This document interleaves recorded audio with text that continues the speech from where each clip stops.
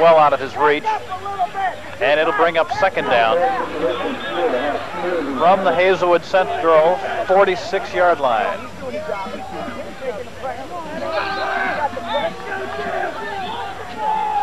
Comets send Corey Stingley out wide to the right side.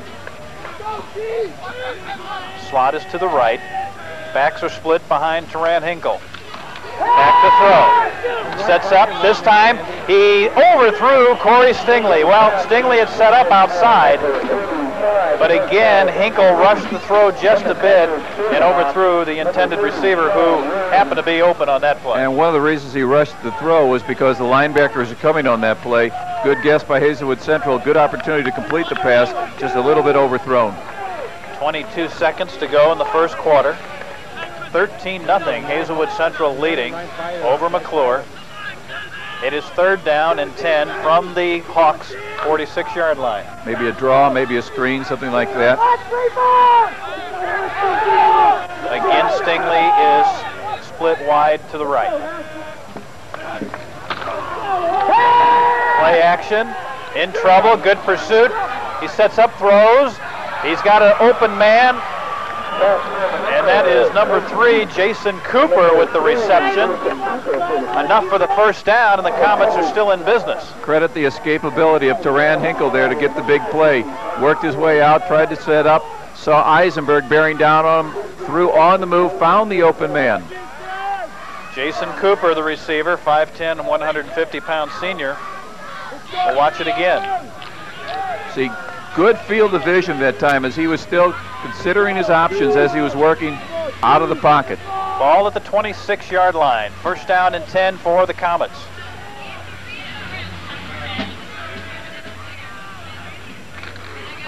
This is Russell. Frank Russell. Short yardage pickup on the play as the clock winds down, and we'll end the first quarter of play here with the score, the Hazelwood Central Hawks 13 and the McCluer Comets nothing. Frank Russell's a horse at 6'1", 220. We were talking before the game of the size of both of these lines, both offensively and defensively. Looking at the Comet front line, Engel at 225, Jefferson 200, Peller is 200, Hinton 285, Jones 240.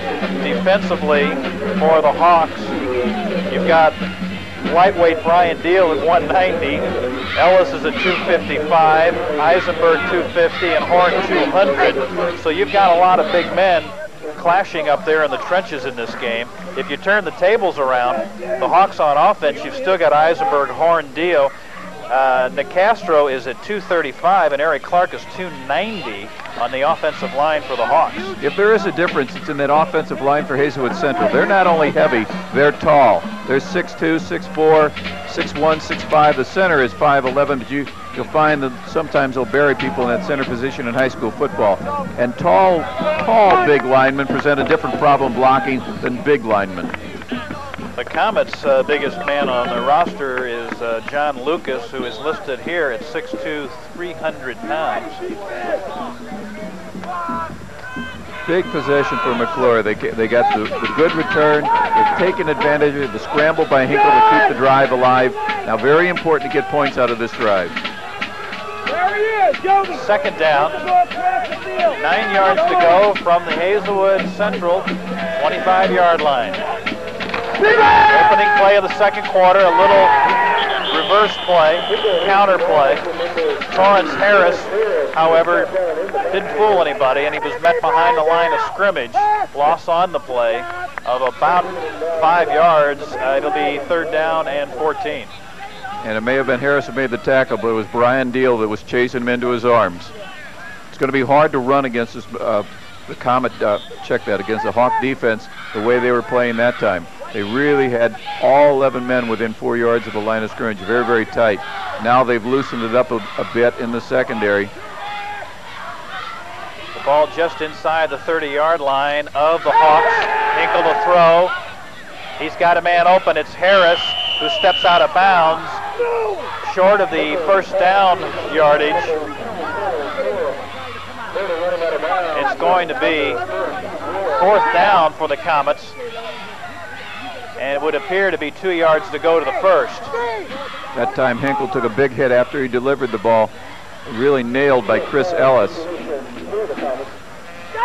Hinkle shows a lot of good qualities as quarterback. Well, they'll be tested here, both teams actually, with a 4th down and 2. And the ball at the 18. Hinkle keeps the ball and is hit behind a line of scrimmage, a loss on the play. No first down there, and he actually was tackled by his counterpart, Jim Gerwitz. Yeah, but again, the play goes to number 4, Steve Ward. Steve Ward was the man who stacked the play up, slowed things down, and then his teammates were able to finish it off. Hawks take over on downs. The ball is just outside their own 20-yard line. Play coach, if in this field position, do you run the 8 ball? The answer is yes, you do. You got a good thing, let's keep going to it.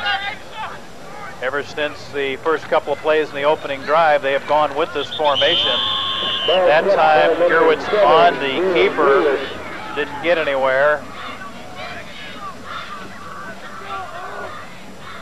We have seen the quarterback keeper type play 3, possibly 4 times in this game, and it doesn't appear that it has picked up much yardage in any of those attempts. Well, credit the defensive line for McCluer that they're stacking that play up because they don't have anything really standing behind them. You make the play at the line of scrimmage or it's big yardage. Pump fake by Gerwitz, and he is sacked. He fumbled the football, and McCluer has recovered. And I believe it was number 52, Tim Sanders, on the recovery. As Gerwitz went back to pass, it looked like he was going to pump fake, Dan, and then the ball was knocked out of his hands, and the Comets have recovered. The ball is at the 5-yard line, no, the 10-yard line of Hazelwood Central. And it was number 77, John Lucas, who caused the fumble. He was in his face as he was straightening up to throw the ball. Took him to the ground, the ball popped loose. That's your 300-pound lineman, Lucas. The Comets take over at the 10-yard line of Hazelwood Central. This is their best offensive scoring opportunity they have had in this game. This is Frank Russell, and he is into the end zone for the touchdown. Frank Russell could have probably run 90 yards once he broke through that original line of scrimmage, but all he had to do was carry it 10, and the Comets are on the scoreboard. And Steve, you can see on a play like that, when we talk about the emotion in the game, you can see that McCluer was a lot quicker off the ball. They're a little fresher in their step. That's all the result of the emotional lift they got, first from the drive and second from the fumble recovery. In to try the extra point attempt will be Jason Cooper. The holder is Hinkle. And that'll be a procedure call against McCluer. Actually, the point is number 2, Jason Cooper.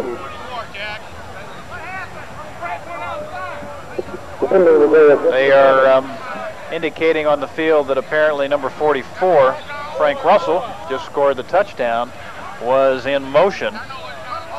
So that will push the Comets back 5 yards, and the point after will be more like a short field goal attempt.